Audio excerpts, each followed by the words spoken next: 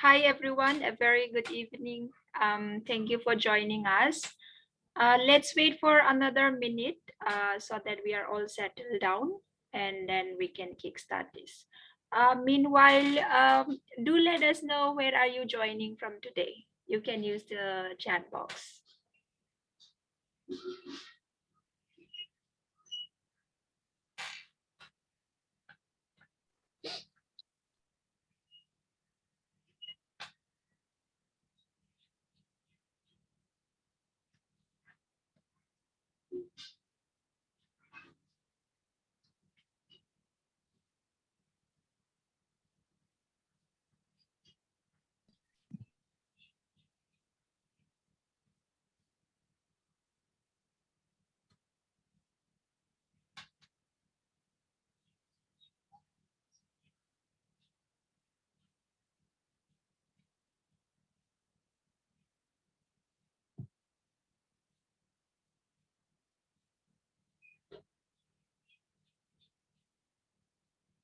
Hi Omkar, you are joining from Hyderabad.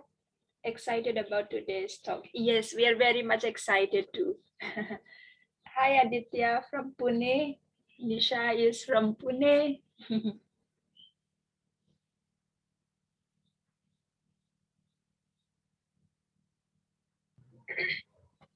Hi Omkar, good to see you. And Nidhi is from Gujarat.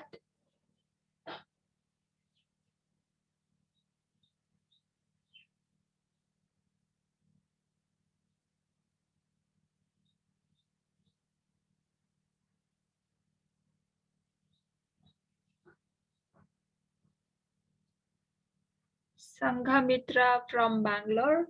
Hi. Hi Sapna. Sapna joins. Good afternoon, everyone. Hi, good afternoon. Good afternoon. Good afternoon. Good evening, all. Hi, good evening. Hi.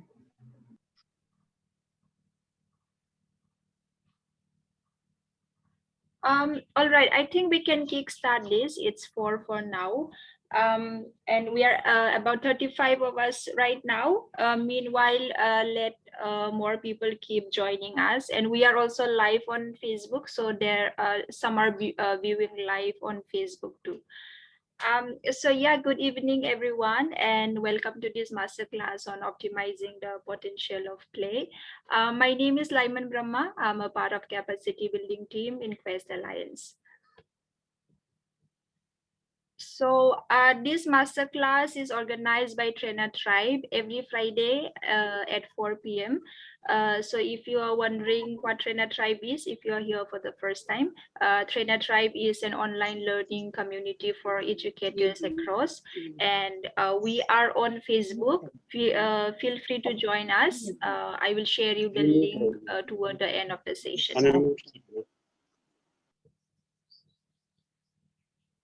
Please mute yourself unless you are speaking. I know that you are muted now, but I hear some voices. Please make sure that you mute yourself so that we do not get distracted by any background noise throughout the session. Use the chat section to leave your comments and questions. So feel free to use the chat box often. Make it buzzing as much as possible. So again, if you are here for the first time, Quest Alliance is non-profit organization. We foster 21st century skills among young people by transforming learning ecosystems across the school to work continuum. And Quest Learner focused programs are designed to meet key gaps in the school to work continuum by using educational technology, capacity building, partner collaborations, and advocacy to create real impact that changes lives.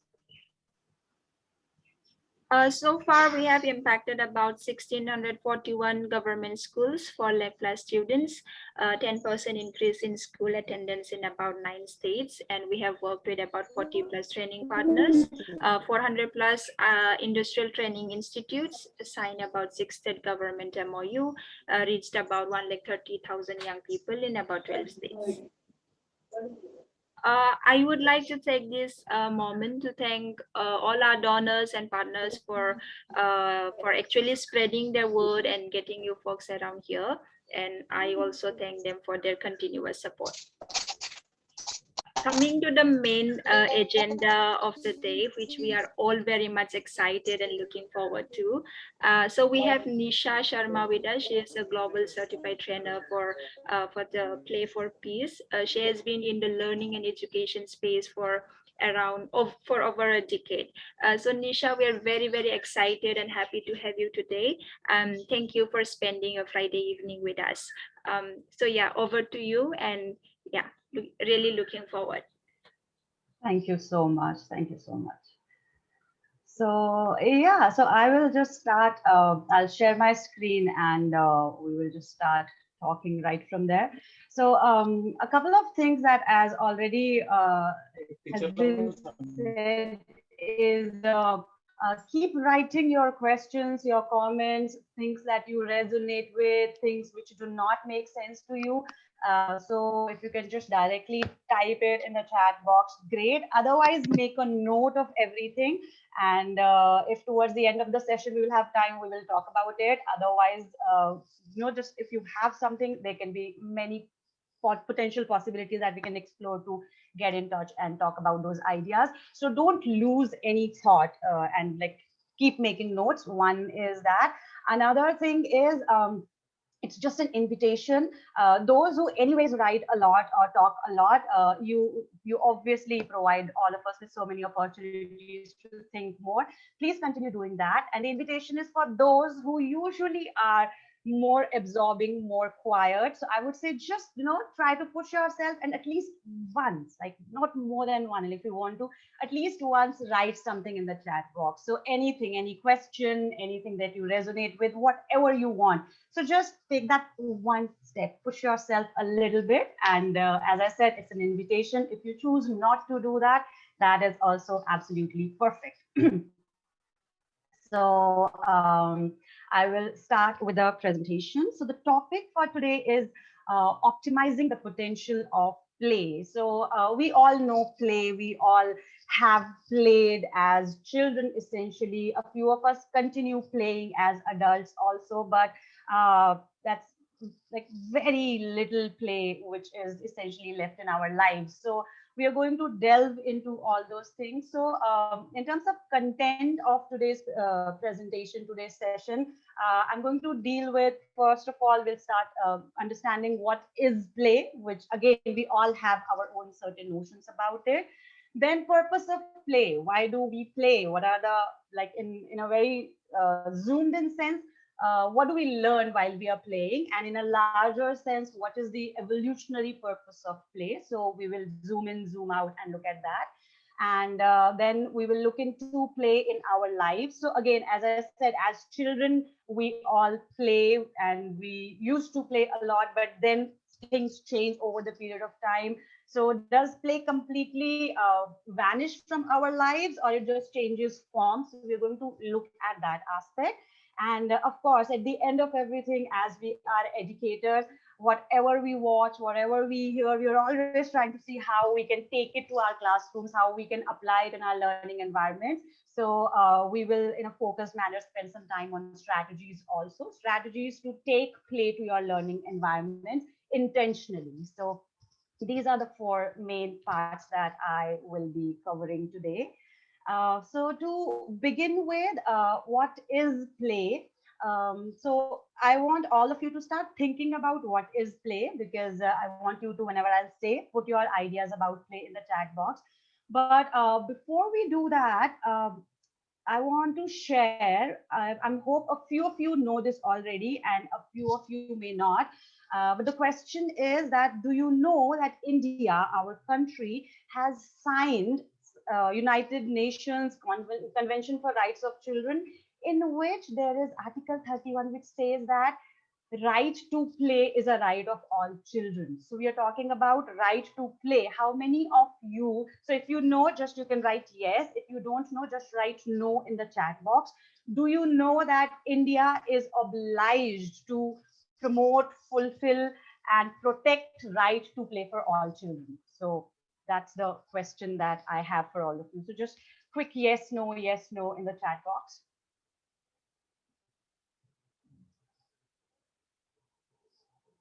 Yes. No. So I'll just wait for some around 5 responses and then I'll build on.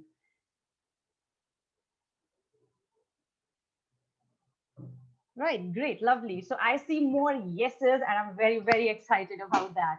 So yes, right to play is a right. It's a human right. So how we say human rights, human beings include all children and adults. So the way it's human right, it's children's right, right? So it's a very, very fundamental right of children, right to play. We are going to unpack it a little bit. But the idea that you need to understand here is that as a country, our state is obliged to recognize this right of play, right to play. So I'll just read the first part of Article 31 of the convention, which says state parties recognize the right of the child to rest and leisure, to engage in play and recreational activities appropriate to the age of the child, and to participate freely in cultural life and the arts. And then it says in the next part, the second part is that the state needs to make the required provisions so that children can get appropriate and equal opportunities for all these recreational, cultural, artistic, and leisure activities. So that is what the right to play essentially is. And I'm sure as educators, as people who are curious about learning, we all know how many times we have really heard right to play being emphasized and promoted for children. So that's wherever we come from, we need to reflect on that. Does it happen? It doesn't. How, why, and when? So, but before we move on, I want you to think about it. So we are talking about right to play, and it must be play must be something really important because it has become a fundamental right.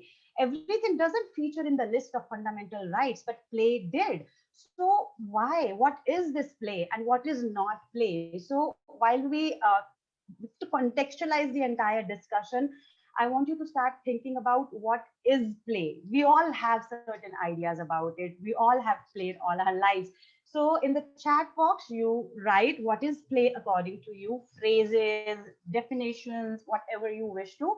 And if you think it's easier to answer as a corollary that what is not play, you can write that also. So just quick 4 to 5 responses and then we will go ahead. So what is play or what is not play? So your ideas.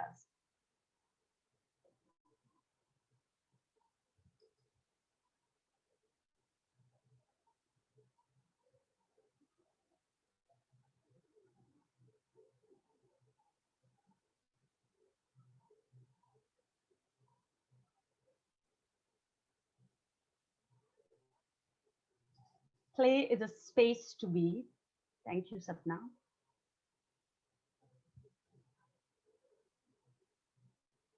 Play is an activity which a child enjoys. Thank you so much.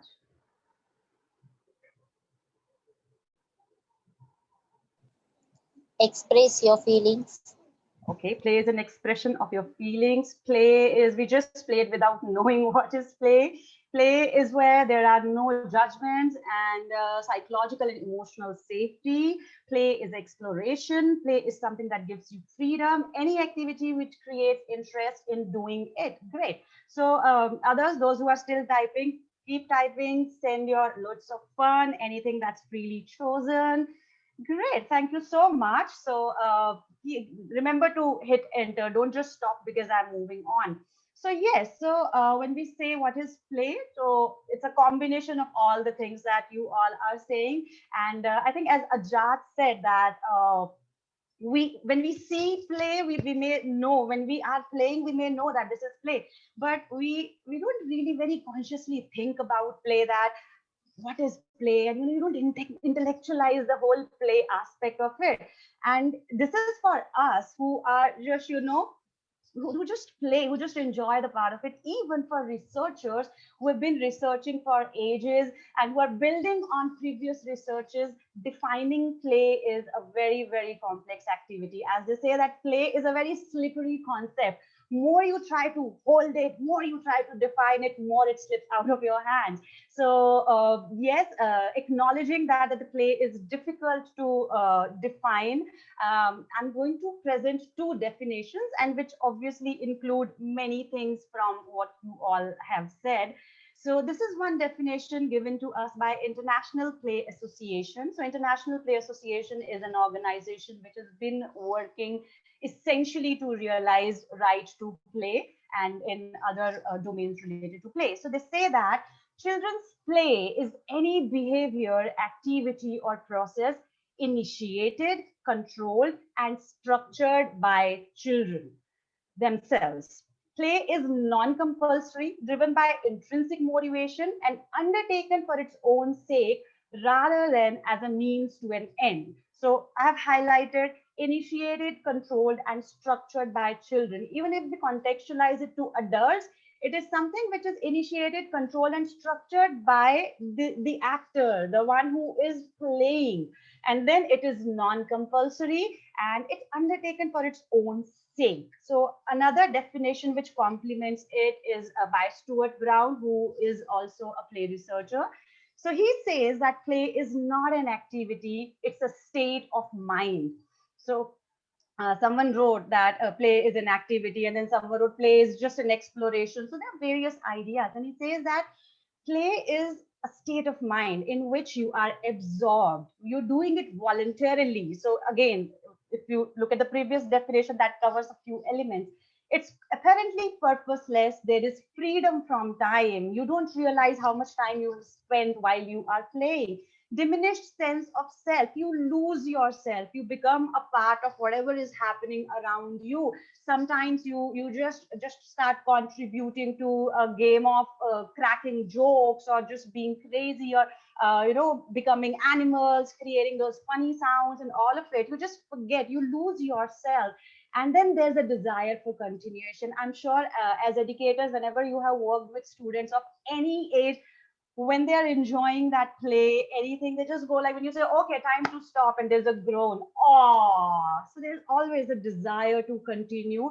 And so one is that for your students, even with your own children, if you're out playing, the moment you say that, with my child, he's 2.5 years old, the moment I say it's time to go back home, then he has to go and touch all the important things, slides, then seesaw, then he has to go touch a particular door, then he has to do all sort of things, because that just desire that this should not end is something that he wants to really continue.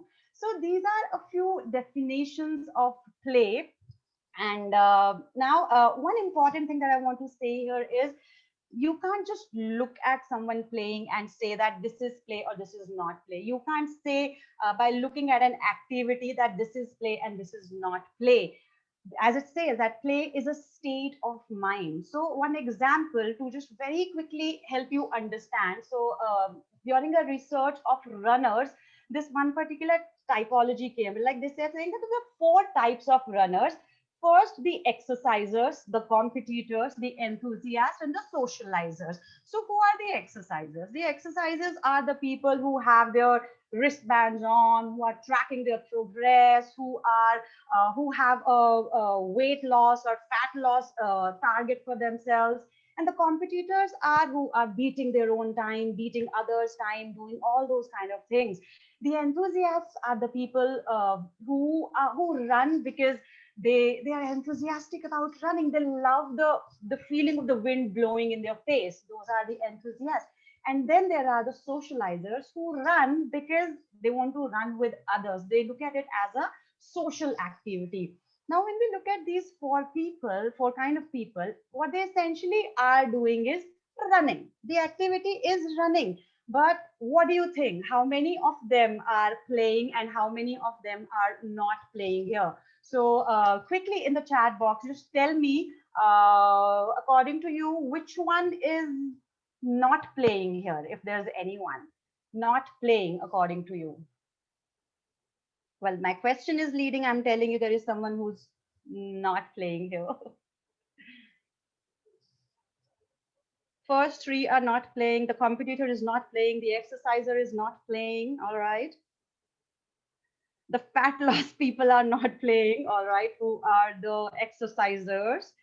Exercisers, competitors, the competitor. Great. So yeah, keep writing. So yes, according to the research, because of course there were more indicators, more observations after that.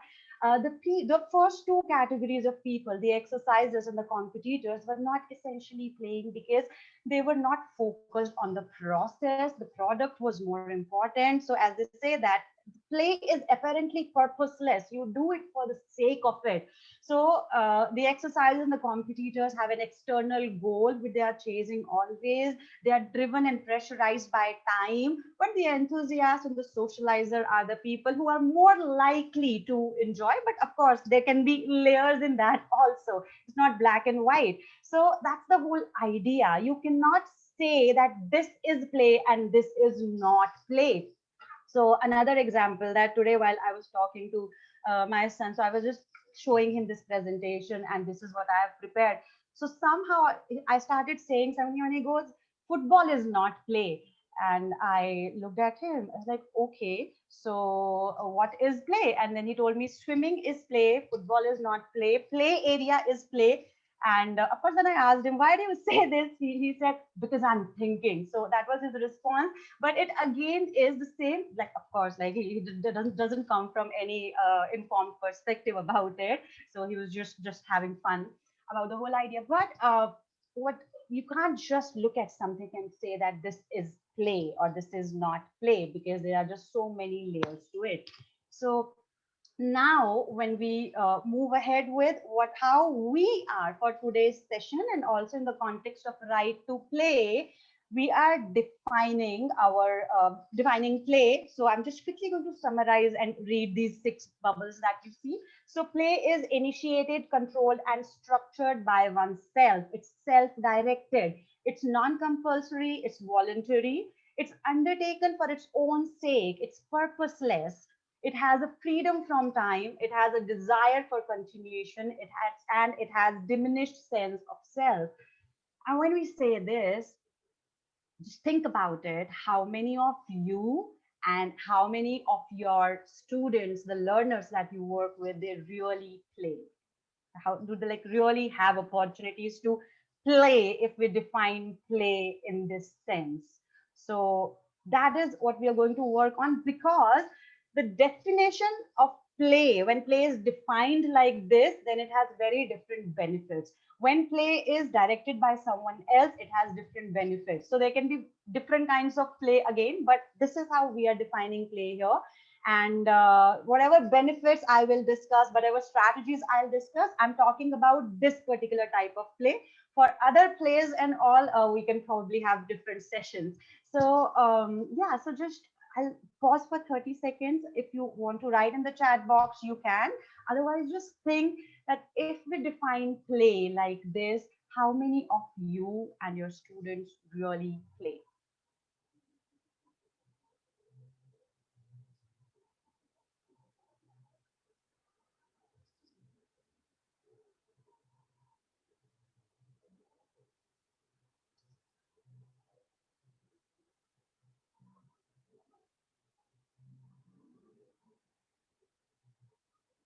Right. So moving on. Now we are going to delve into what is the purpose of play, and you're saying that United Nations recognizes it as a right, and you were also saying that India has signed it, and those of you who have gone through national curriculum framework. Especially the teachers who work with school educators who work with school years, national curriculum framework recognizes play as something which is fundamental, which is important. It says that children should have time to just sit on benches and talk to each other, and schools should make those provisions in their timetable. And so everyone is somewhere, at least in theory, in principle, talking about play. So why? What is the purpose of play? So that is what I'm going to now build on. Before that, I'm going to ask you two questions, and you can just type it out what you think in brief. So my first question is, what will happen if there's no reading and writing in our lives? Just think, how would our lives be different? What would happen if there's no reading and writing? Please type it in the chat box.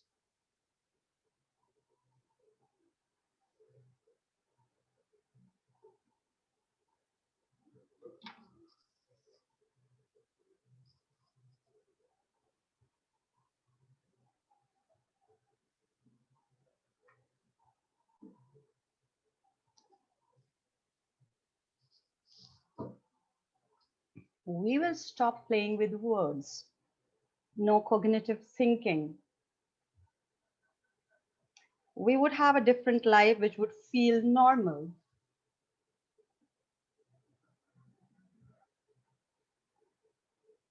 Communication gap. The knowledge won't increase. Right? One more response, and then I'll just build on that.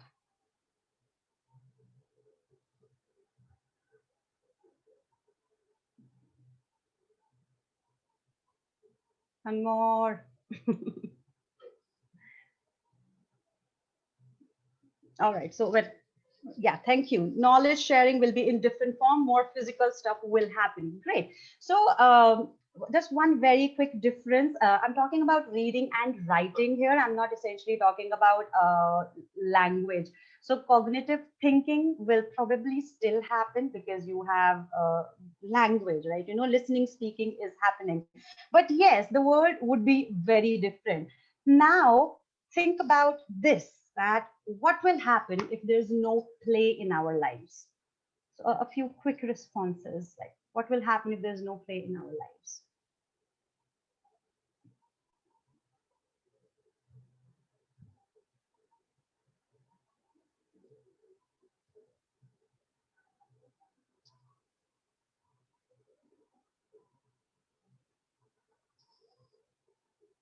It would be, oh, okay, drudgery. It would sound sad. It sounds sad. Boring routine, monotony increases, mechanized living. You may become alcoholic or an abuser. All right.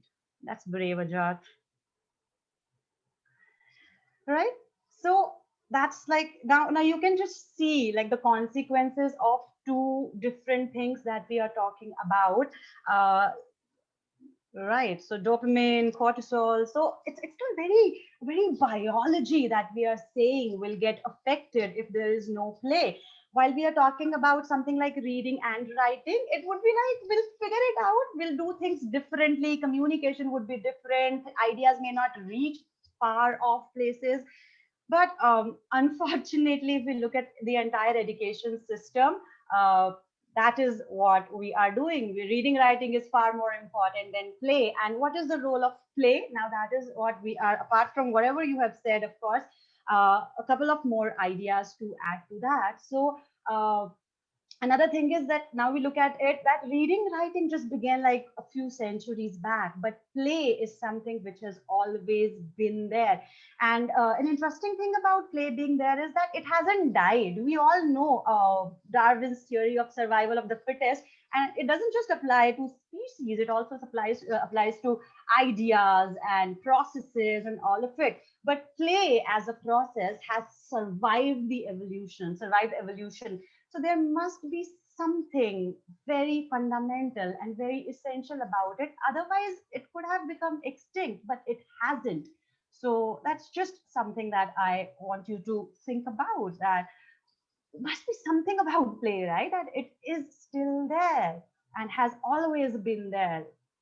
So now a few major ideas about what is purpose of play. So to begin with, survival. Like play is a survival strategy because when we look at our children, human children, when we also look at children of other animal species, bears, dogs, or any lions for that matter, what actually the young ones are doing during play is they are learning survival strategies. There are simulations of real world, the grown up world, and these young ones are figuring things out, but they know that this is play. So there's a safety in that entire experimentation, exploration, and they can push limits, push their boundaries, but still they know that it's play at the end of everything. And that's how they learn those survival techniques.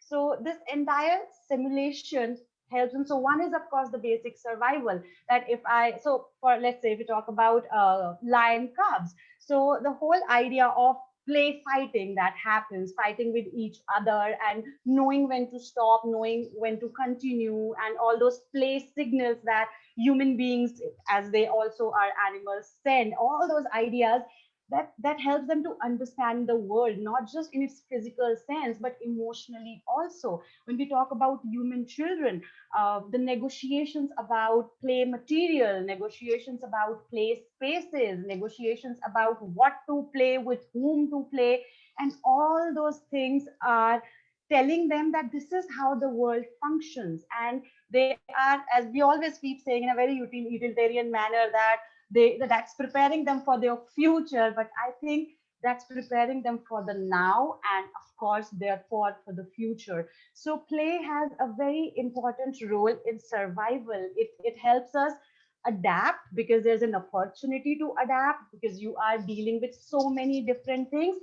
But the very important thing is that you are not feeling threatened, because at the end of everything, you know there is play. It's play. You know there is some kind of safety built in play, and how we do that is what we'll discuss soon.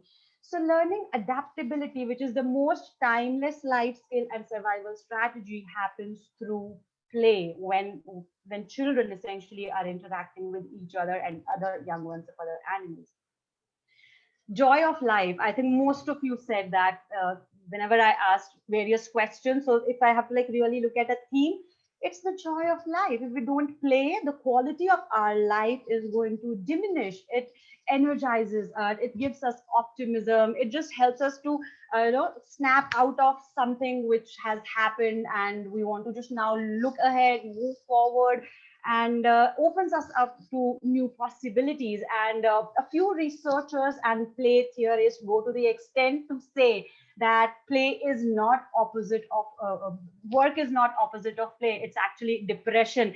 And again, I think taking cue from what Ajat was saying, that if we like really take out all play from our lives, that is what is going to become. And many researches on non-humans show that, for example, one research on chimpanzees shows very clearly that when chimpanzees were not allowed to play, they suffered depression. And it's a recorded study. You all can go back and look at it. Thankfully on humans they haven't done any study like this. So yeah, so play is not opposite of work. Work and play can come together, they can marry each other, and I think that is such a beautiful thing that can happen to any of us. But opposite of play is depression. So it's very fundamental to the quality of life that we live. This is something which, when I came across this idea for the first time, I was like, it's like mind blowing idea. Play is a way in which human beings tread the evolutionary path. So it's like a blueprint of how evolution took place. So now, when a child is born and starts playing, infant, the first thing is the animal stage. The child interacts with the elements, so soil, water, objects, and the very, very physical aspect of it. Then, when the physical independence is there, the child can move and stand and do things all by himself or herself. Then it becomes the savage. So this is how human beings moved, right? First we were animals, then certain things happened, then we became savages, nomads, pastorals, and tribals. And when our children play, this is the blueprint, the evolutionary path that they follow. They start playing as animal stage, interacting with the elements. And then there is a stage where there is cruel interaction with other species. I'm sure you have seen children pulling cats' tails, dogs' tails. I'm sure you also have done crushing those millipedes and poking tiny insects going here and there, uh, tying thread in grasshoppers' legs and just flinging them. So that's the cruel interaction with other species part of it, which human beings did as a part of their evolution. And then slowly children start their physical area, the physical range increases, the mental mapping starts coming, the spatial understanding builds, and then there is a time when they just want to go around. So that's the nomadic stage, going from one place to another, exploring places, mental mapping. So this again, like you can, if that it would be very different for different children, of course. So therefore I don't want to give it age correspondence, because that really limits the entire idea. But you can see how it progresses if you have observed any growing child around you. And then once this mental mapping and ranging has happened, now they want to start focusing on different skills like gardening, skills which need focus, which need minute attention. And then once those skills they want to do, they want to, so for example, gardening is a very evolutionary skill, but they want to do puzzles, they want to paint, they want to do various things like that. And then the last stage is, which essentially, if you look at it, teenagers, they like very firmly fall in this memberships of groups and clubs, and gangs is, of course, like in certain contexts that also works. But then they become tribes, then we want to belong somewhere. And that is how play helps them to, in a miniature version, go through the entire evolutionary path. So like that's the, according to me, the most fascinating way in which play takes a newborn through the entire evolution in a very that time warp kind of situation. So yeah, like that is the purpose of play, to prepare the children, to show them how the whole thing has worked, rather than just throwing them in a cultural shock. And imagine if the baby has to start living like how we live right now, but the nature takes care and slowly and gradually makes the child reach a certain stage. Then there are many developmental benefits, which are, of course, play promotes learning, imagination, creativity, independence. Uh, Another important idea is that as teachers, especially, and as parents also these days, we think that we have to teach everything to our children. But we also need to know and acknowledge that teaching is a very, very new and limited concept. There are so many things which cannot be taught. And that is what play does. It teaches children what cannot be taught. We cannot teach everything. It provides an opportunity where children can keep doing something till they reach mastery, confidence, build certain intelligence. It also is the social benefits of play are building a sense of community, relationship, knowing the social boundaries, the physical boundaries. What can we say to someone? How can we respond to when something like this happens? And all those social ideas about how human beings respond and behave. And then, of course, there's a practical experimentation of these skills, knowing, testing, and that eventually leads us to discover ourselves, our abilities, our interests, and our purpose in life. When we say, like, what is the contribution that I can make? Many a times when we think of these questions and we ask our teachers, our mentors, our guides, the question essentially is, what do you like to do the most? And play is an opportunity where you can just explore these things for yourself. Then the growing brain, there's a lot of research about brain again. The brain size and playfulness in mammals has a strong positive link. Those mammals who are less playful have smaller brains. Then the play is again something which provides whole brain growth, unlike any other activities in which one particular part of the brain is essentially working. It creates new neural connections and tests them. And play provides the player with an opportunity to take the brain one step further.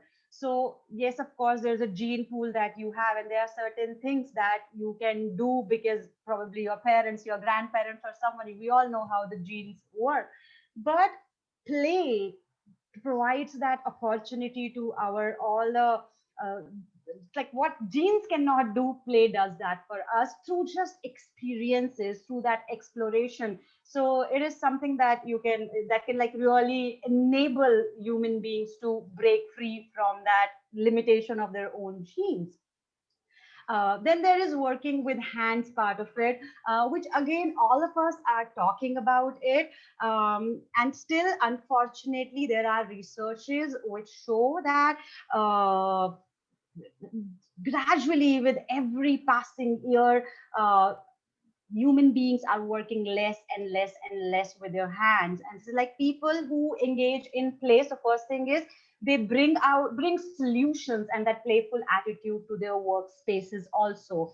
So one is that. And another important study that happened, I'm sure many of you, all of you would know about Caltech and jet propulsion laboratory that they have. So that they are called the inventor of space age actually. So in 90s, when they were working on creating all those spacecrafts, etc., they realized that something is wrong. We are not that efficient. We are not that innovative. So what's happening? What's wrong? And then they started researching about that. What's happening? They figured out that in their hirings, most of the people who are joining them now are the people who have studied a lot of theory of engineering technology, but they've never worked with their hands. So but before that, the people who actually did create the space age were the people who actually repaired their own cars, who did plumbing at their homes, who did so many things just using their hands. And therefore they could see solutions in everything. So it's not just plumbing. If you have done plumbing, so you will be good plumber. It's not that. It is about, if you have worked with your hands, you will be able to see solutions because you can manipulate, you can use your hands and therefore your brain, and it's just is like so much of resource which is there for you. And this discovery made Caltech change their entire recruitment process. And now in the recruitment process, they have questions about where they ask the applicants about their youth projects and their play, like how, what did you play, how did you play, and that's the part of their application. So just then there is the creativity and innovation part of it. Now, this essentially, we're talking about creativity at will. So, of course, creativity is everywhere. It's not something that you have to sit on a table and then start thinking and it starts from brainstorming and then goes ahead. Of course, not. So, creativity is something which is always there. It's a very day to day thing. Creativity can range from someone who is getting a Nobel Prize for their creativity, or someone who is just finding a creative way of, let's say, organizing their files. Like everything is creativity. So, play is an important catalyst in creativity. And so, creativity and play have many similarities with each other. Both of them, the state of discovery and creativity is essentially a state of play. So I'll just quickly talk about mother of invention and then come back to it. So it has been said that mother of all necessity is the mother of invention. So the question is like, is that really true? Because necessity, and we're talking about creativity at will. We are not talking about that my circumstances and therefore I created it. So whenever we talk about this, is really invention the necessity or the mother of necessity? Sorry, is really in necessity the mother of invention, or it is something else? So that is what we need to think about. And it's proposed that exploration, staying with the ideas and tweaking them, tinkering with them, is the mother of invention. Invention do not stem out of just necessity. It's a process. There are certain other things. Necessity could be the first step, but then actually inventions happen when people actually play with ideas, bounce ideas, and stay with them for a long time. So One strategy, which I'm sure you all would say that whenever all these big organizations, they try to come up with something creative, they start with brainstorming. And brainstorming is the first stage where all sort of ideas are welcome. Nothing is right, nothing is wrong. You are having fun, you are playing with ideas, and then you gradually narrow things down. So, but if you want effective brainstorming, that also is play. If it's non-play brainstorming and people are feeling judged, people are feeling that, oh, this is not how it is supposed to be, if they are really really attached to the product, then of course that brainstorming is going to be very very limited. So brainstorming also rooted in play is what generates creativity. So one very important idea which I will refer to while I'm talking about strategies. So creativity is something that so it's like founding stone. So I will come from creativity and I'll go down. So creativity is essentially built on mastery. For being creative, you need to have certain sense of mastery. If you are just figuring out your basics, and then someone says that now you need to create something, of course that cannot happen. So you need to have certain expertise, certain mastery in whatever you are doing, and then creativity is the next level for that. Now for mastery, you need to have sustained exploration. You need to have stayed with that particular idea, object, process for a long time. Then only you build mastery. So mastery in teaching, you need to build it through certain set of experiences and explorations. So that's the idea, sustained exploration. And for exploring sustainably for a long time, you need to have fun with what you're doing. You need to love what you're doing. You need to treat it as play. So if you look at it, the fundamental idea is play in creativity. If you play with the ideas, if, then only you'll be able to stay with them for a long time because you're enjoying them. If you stay with them for the long time, you build mastery. If you have mastery, your basics are sorted, then only you can think of creativity. So that's the of course there always would be exceptions, but when we are talking about in the context of uh, you know institutionalizing creativity, then these would be the steps that we would talk about. And this the last part in the purpose of play is it builds resilience, and especially in the post-pandemic world when our learners are coming back to us whenever they will. I'm sure a few of you have them with you already. They are going to have a huge play deficit, and we will have to really make arrangements to pay that debt and play that debt out, because it's play that helps us to process all the trauma that is happening. I'm sure you must have seen many children, especially around you, playing games like taking temperature, sanitizing hands, all these make believe masks and sanitizers. And so that is how they are processing whatever is happening around them. Young children talking about social distancing in their play, laughing about it. And then so that is a very very important exploration for them to process whatever is happening, because even their parents do not know what's happening around. So that's their own way of dealing with that trauma by reenacting those experiences. And so yeah, so our children, our learners will come back with that play deficit, with that trauma. And we need to create opportunities for them to process it and move forward in life. So yeah, so that is like in nutshell the purpose of play. And of course we can go on and on about the whole thing. So yeah, I have a few things written in the chat. I will just very quickly look at it. All right, thank you so much.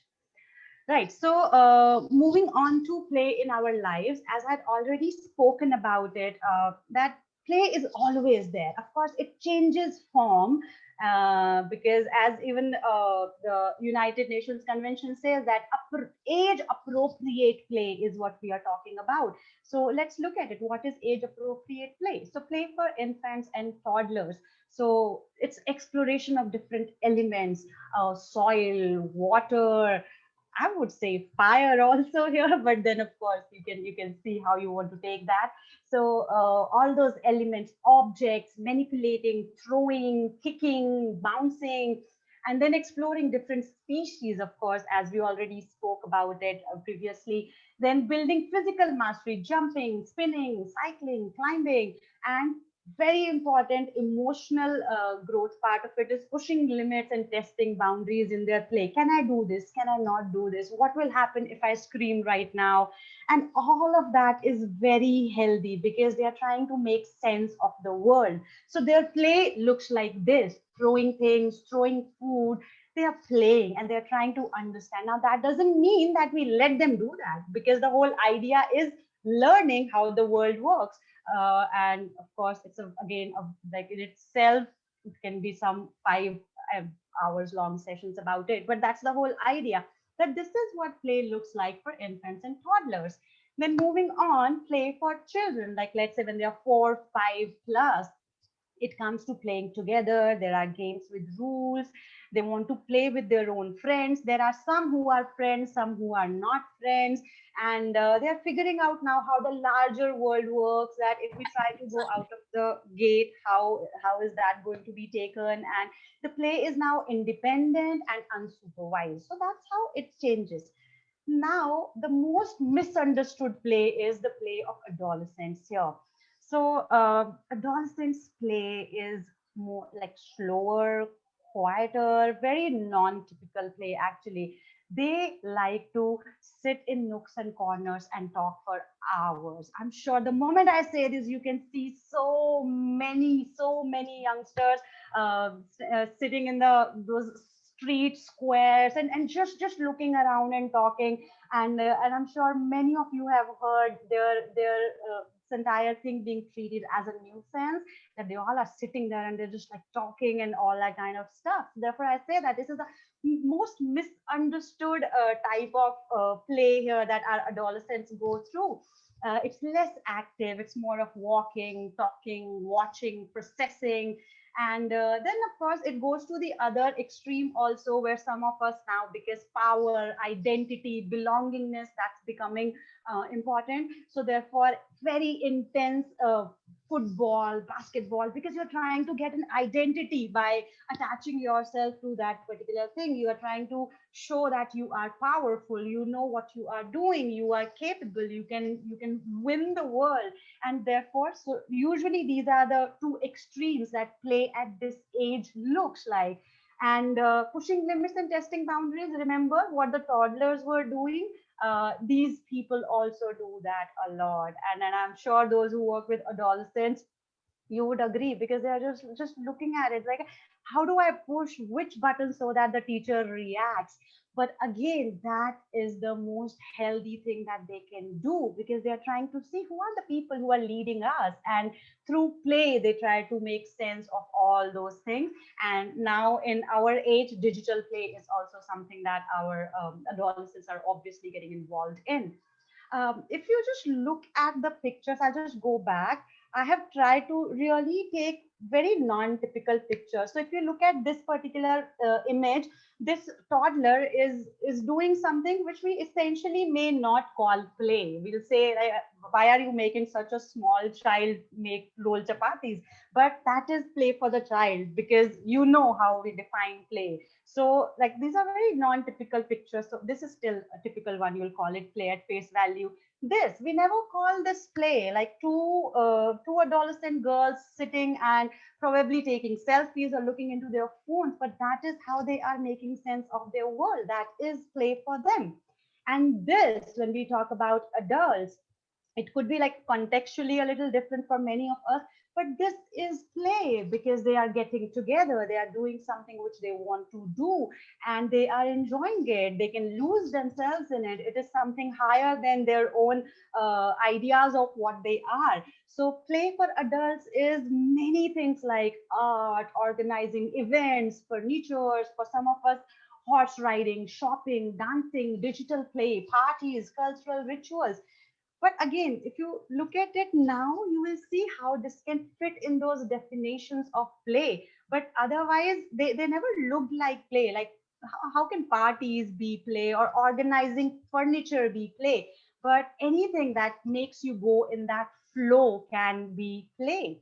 And then for old age, of course, traveling, TV, reconnecting and meeting old friends, sports, religious rituals, jokes and teasing, telling stories, all of that is play. So play is not bound to a particular set of activities. It's just is, as earlier it was said, that it's a state of mind, and anything and everything can be play, provided how it is done and how much agency the player has in it. So a very very quick revision. We started with what is play and the right to play. We spoke about that. What is play, what is not play, looked at two definitions. And then we went on to purpose of play, and we looked at various survival, treading the evolutionary path, and the developmental ideas and all of it. Then we looked at how play is in different life stages. Now, something that as teachers, as educators, we always want to know. Yeah, okay. So what we always want to know is the strategies part of it. So we will go ahead with that. So Ajat is saying now play little bit in Hindi. Does that mean that you want me to speak in Hindi? I would rather love to. I'm just stopping myself from so many so many ideas and statements, because I'm not sure what's the like language scene here. So if anyone can quest a line, could just quickly tell me, is it possible to switch to Hindi? I would love to do that.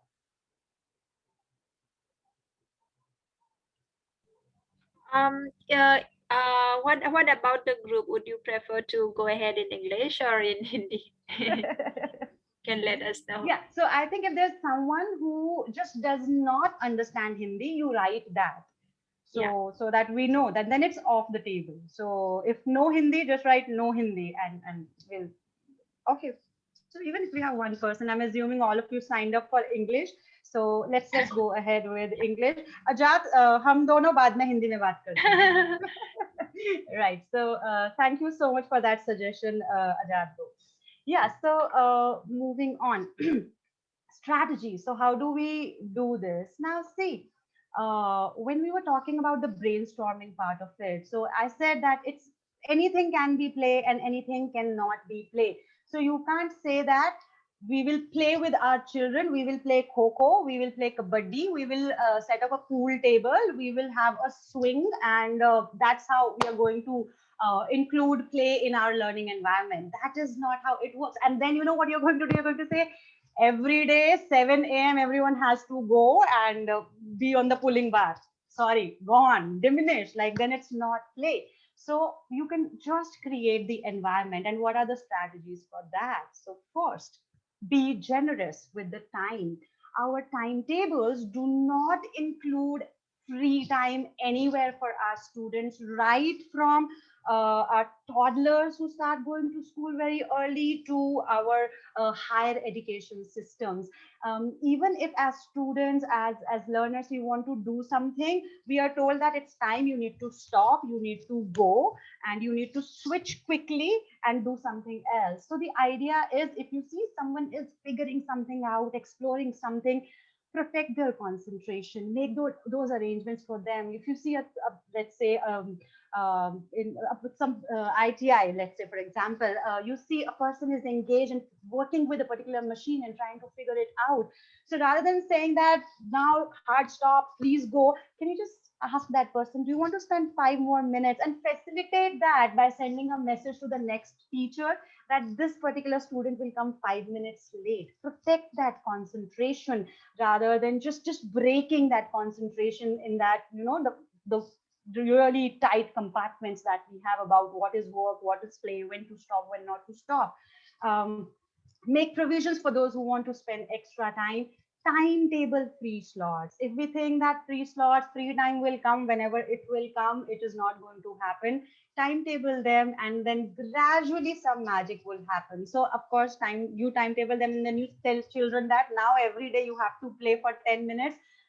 Initially it may seem daunting again on children, but then students are always ready to take that free slot. And then just detach from that, because whatever they are doing, if it's voluntary, if they are enjoying it, it's play for them and it's going to be beneficial, no doubts about that. Give them access to different spaces. So I remember from my school, there were just so many spaces which were just locked, especially the laboratories. I never remember holding like any of the chemicals or any of the bottles. It always was my teacher standing on my head, and then I'll get that a drop of something, and that's it. So you set limits, you set boundaries, but give them access to different spaces, let them explore. uh, Another thing is, like, don't focus on substituting every free slot. So whenever we have a free slot, as teachers, as educators, we have the tendency, who can take it, so that the children are not, students are not wasting their time. So it's okay, it's not essentially waste of time, and we need to, like, really define our ideas about what is wasting time, and why we have a problem with wasting time, as we call it. Avoid over structuring. This is especially also for your own children. Don't just put them in, now after school, do this, do this, do that. Just give them time to design their own lives, do whatever they want to. Another important, keep going. We never get done with play. Math, you never say that, oh, I have learned all the math of life. You never say, I've learned all the chemistry of life. How can we say that you are done with play? And we unfortunately say that way too early to our children, that, hey, your playtime is over, you don't need any more play in your life. So just keep going. Be generous with time, be generous with material. So again, building on what I was saying earlier, provide them enough material, let them decide what to do with it, how to do with it. Don't show them things as much as possible, because then you are making the material less potent, killing their creativity, and like, really limiting them by your own ideas. When very, very important thing, especially for those who work with school age children, if you can mobilize your authorities, don't buy equipment which are fixed use, which means that with that particular thing you can only do this.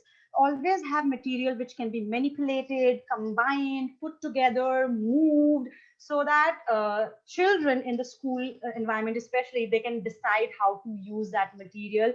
Otherwise, now, so for example, we have this one play area downstairs. Most of the children are done with that, because they have mastered all the swings and the pulling bars, and that is how it happens in the schools also. Mostly in school academic year, first few months you would see all the children on those pulling bars, etc., and that also the new ones, and then it's redundant. So just see how you can get material which is more usable, more uh, potential, more potent.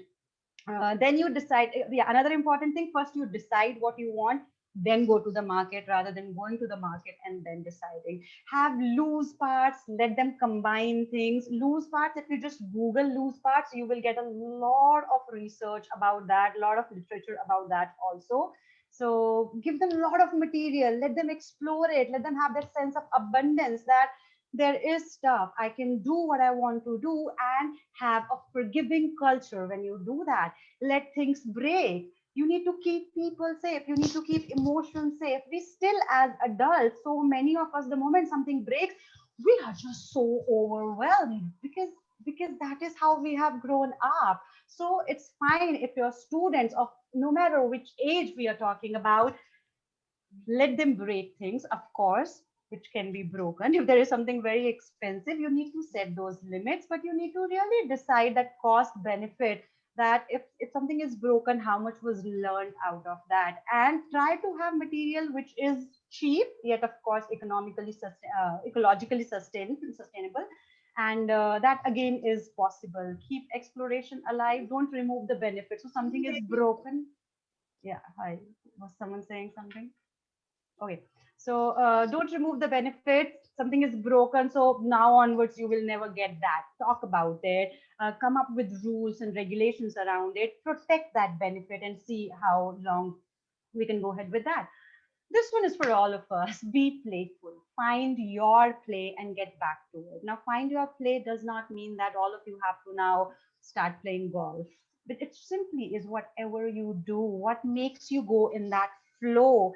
find that out. It may be connected to your work, it may not be, but even if it is something which is not connected to your work, you are doing it, let's say, at your home. It has been again proven by research, the energy that it gives you will definitely overflow in whatever you are doing at your work. So find your play, be playful, smile, crack jokes, be human beings, and your joy will overflow. There's choice and purposelessness, which is very important, again, as we have seen in the definition. Let them design, let them initiate, let them control as much as possible, focus on the process rather than the product, and creativity and innovation will just follow if your students are enjoying whatever they are doing. Protect the natural. So as again we already saw that there is a natural progression in play.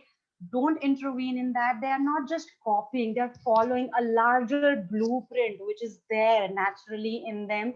Respect all types of play as they have their own purpose. Especially, like, I really want to reclaim this and say the space and say that please especially respect adolescents play, because they are the most misunderstood ones here.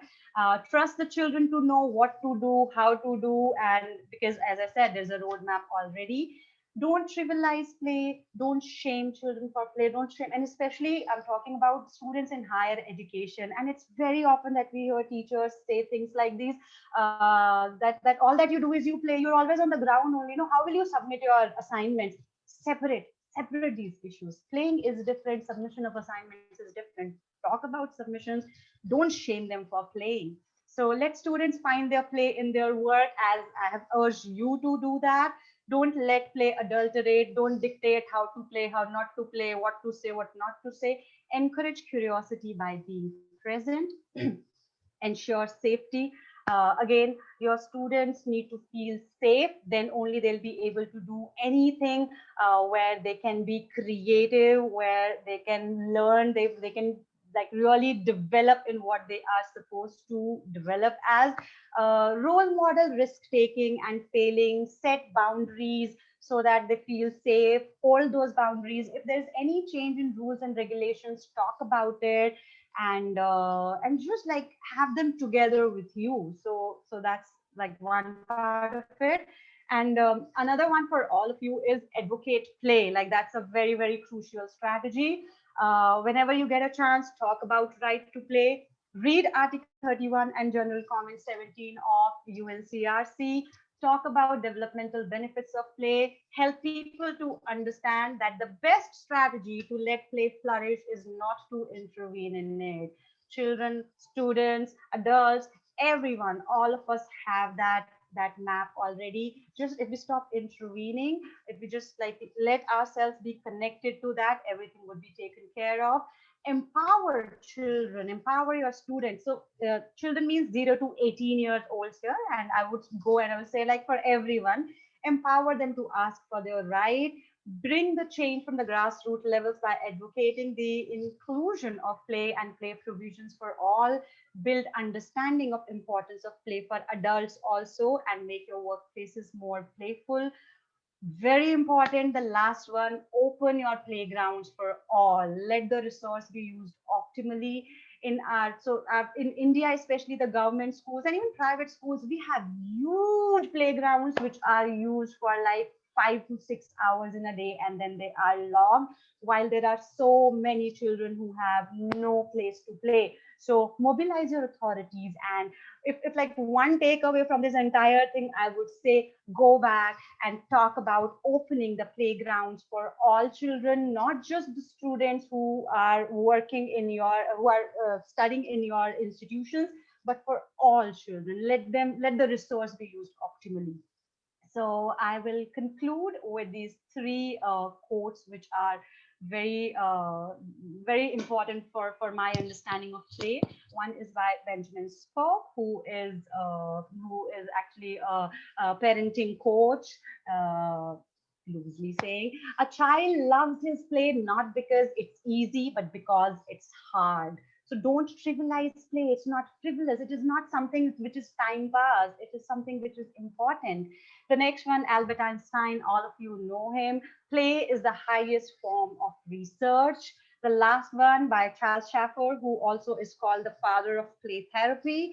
We are never more fully alive, more completely ourselves, or deeply engrossed in anything than while we are playing. So yeah, that's it from from my presentation.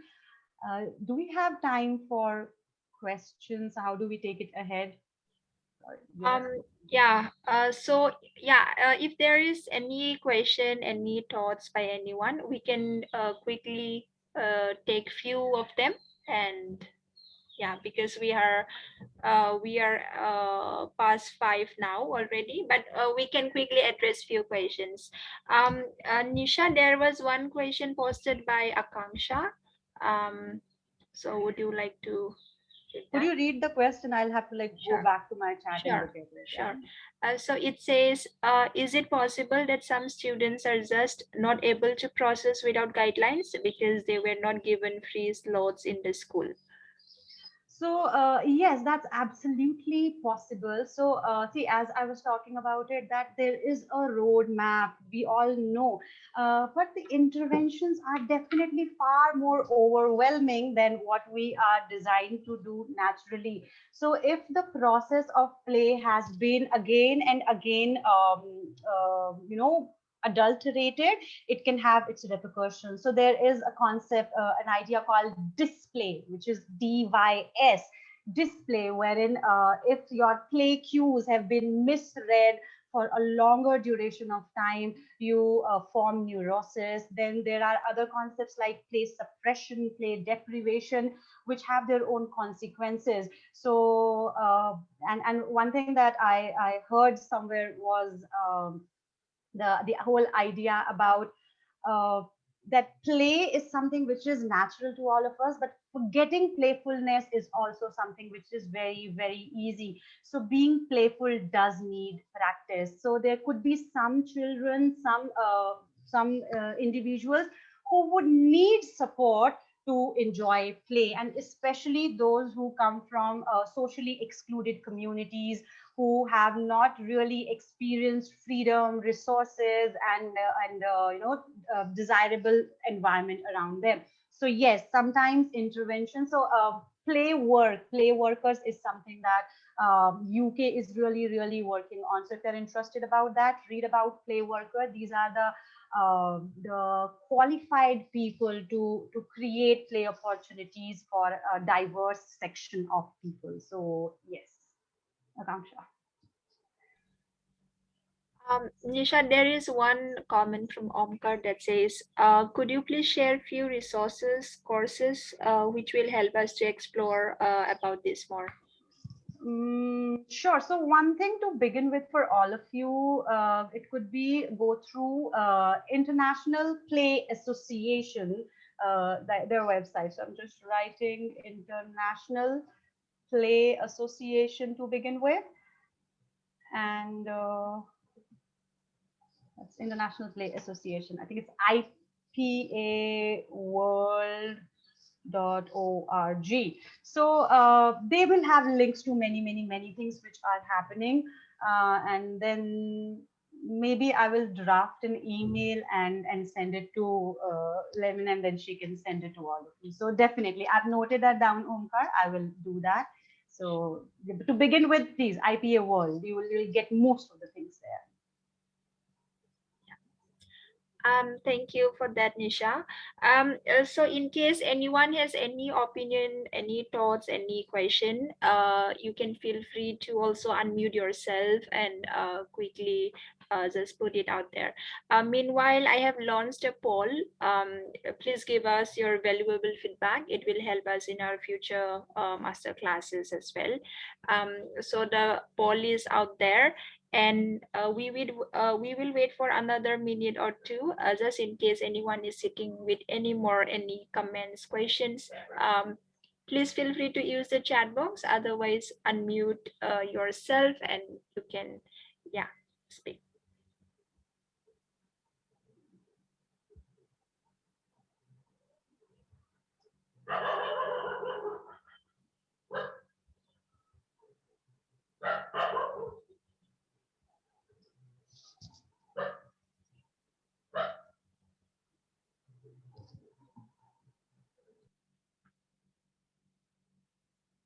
Any more questions by anyone? Please feel free to unmute yourself.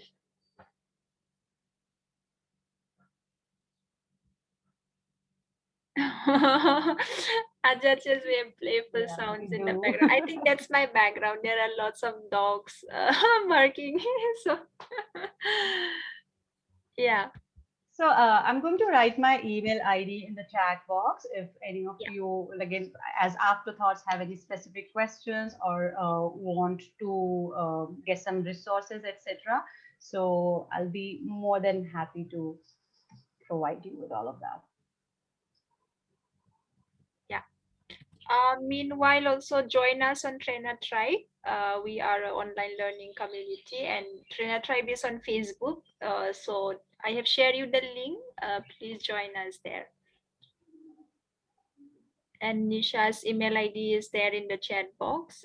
In case anyone would like to share anything with her, if you still have any question, please feel free to write to her anytime. Thank you so much for being such patient audience. I don't know. At some point, I just felt that I'm just going on and on and on. But then I looked at the chat box and it's like, okay, it's fine. Those who are processing are processing. So everyone is already doing their best. So thank you so much for that. Yes, exactly. I could see, lots of people commenting there and making the chat box full. So that was really nice to see. So yeah, I think we are good to go. There are no more questions, comments. So if you feel you have any question later on, take down Nisha's email ID. You can reach out to her, and also join us on Trainer Tribe. We do these master classes every Friday at 4 p.m. and we share all the details on Trainer Tribe Facebook group. So yeah, feel free to join us there. And also thank you, Nisha, very much for this wonderful session and giving us extremely important insights on play. And I'm sure all of us are going back with lots of takeaways and also going to advocate play in our learning spaces. So thank you very much for that. And thank you everyone for spending your Friday evening with us and making this session very much engaging and very interactive. Yeah, so I am going to end the poll now and join us on Trainer Tribe. We will see you again for the next masterclass next Friday at 4 p.m. Yeah, thank you everyone and have a wonderful weekend. Thank you, Crystallines. Thank you very much. Have a great weekend, everyone. Thank you, everyone.